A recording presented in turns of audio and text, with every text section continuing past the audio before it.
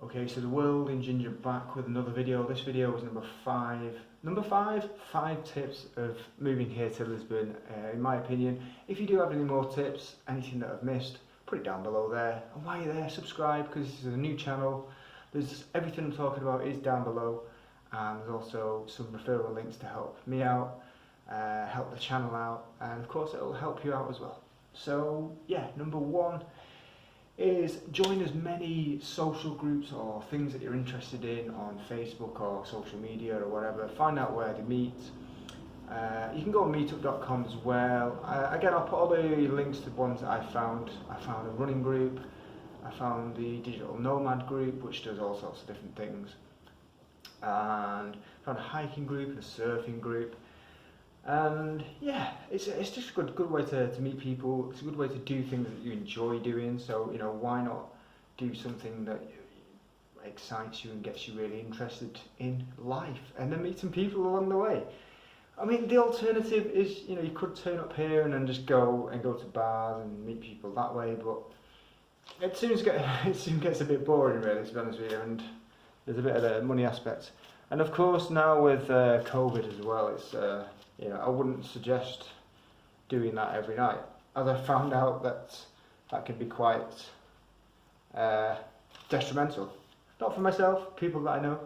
Anyway, number 2, get yourself a monthly transport card that just covers the cost of all the transport. Of course, unless you're Bill Gates and you're just swimming money, then feel free to use the transport apps that are available. But I would suggest, just to kind of get out there and explore, is to get the Viva card here in Lisbon. I've made a video on it. It'll be down below with all the rest of the stuff. Go and check that out, and it gives you all the details of how to get that, what it costs and stuff like that. But in my experience, it's one card and it covers every bit of transport here that I think runs till 1:30 in the morning. So not 24 hours like Berlin, but certainly, you know, long enough for you to get around everywhere. And with that card, you can get around the whole metropolitan area, which is pretty sweet. So number 3, get familiar with transport apps. Now, you might be thinking, well, I've got myself a monthly card. Why do I need transport apps? Because there is some places that you might want to go to that might not have transport there. They might not have train there, the bus might not go there. And then you think, okay, well, there's 3 of us, 4 of us, 5 of us, maybe even 10 of you, just not in a group together. And you want to go, say, you want to go to Nazaré, or you see some waves, see the biggest wave in the world. Or you want to go somewhere a little bit further, because there's lots of national parks here in Lisbon. There's a few in the centre, but there's loads more outside. So, I mean, you could rent a car, potentially, if you wanted to. Or you could just jump on the transport apps. Some of them are like Bolt. Uber's obviously the most popular one. The most familiar one. Here in Lisbon, it's the most expensive one. So if you think of like black cabs in London, it's the most expensive mode of transport that you can get. So I wouldn't advise that. But Bolt's a good one. I'll put some other links down to some of the ones down there. But by far, it's the cheapest one.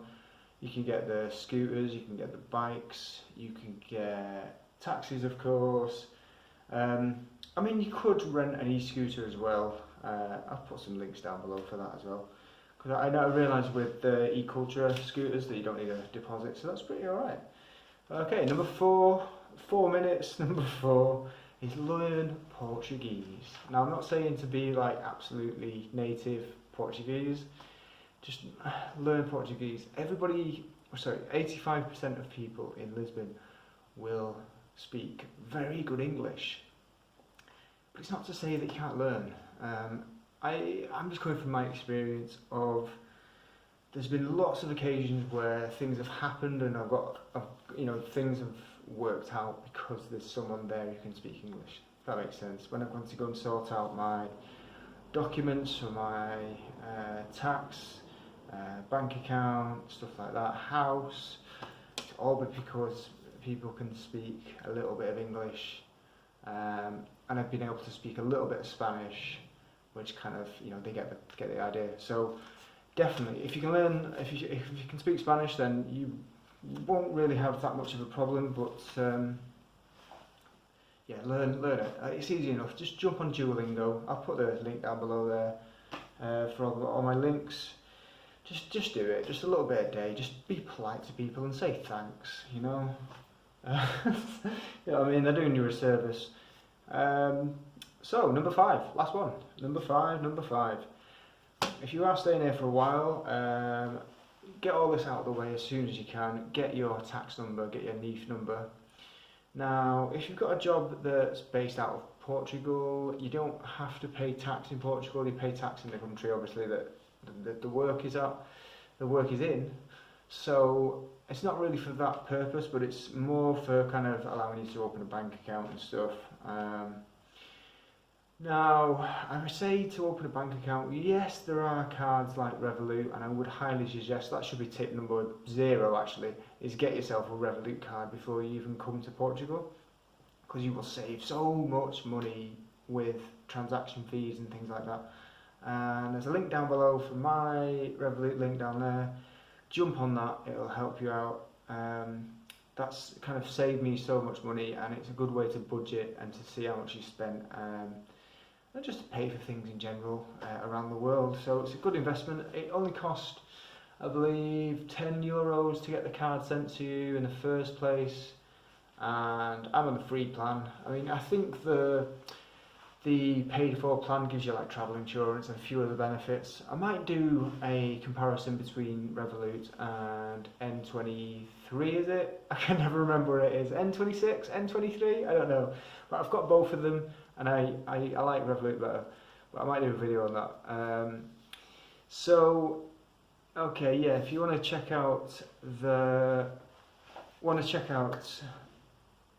sorry, I'm just getting confused. So yeah, my point. Why would you want a bank account here? Why would you want a tax number? Well, a tax number opens the doors in terms of working here or anything like that, getting a house. A bank account will help you to then get a card from them, which then you can use on any machine and you can put money into it. Because you'll find out with Revolut, even though it's great and you can use it in probably about 80% of the places, you'll find some places that they only accept multi-banco cards, which is the system here in Portugal. It's pretty advanced, and you can do a lot at an ATM machine in terms of putting money in, paying bills, etc, etc. So check out that. Don't fall for the cash machines labelled Euronet, the yellow ones. They're always in the tourist areas. It'll cost you €4 to get money out, regardless of whatever card you've got. Always look for a multi-banco machine. It says a little icon. Yeah, so watch out for that. So I think that's it really. It's just kind of my tips, just off the top of my head, of what I could think of. As I say, if you want to check out my video about getting the Metro card, all the details there. There are 2 videos in that series, so go and check that out down below there. The next video I will be kind of comparing transport apps and stuff sometime in the future. If you want to go and check out my video of how to get a NIF card and some of the interesting points to that, then jump down below to get that. And what else? Just all the details are all down below. And while you're there, click subscribe. And thanks for everyone. Thanks for everyone leaving your great feedback on my unedited videos that last 10 minutes.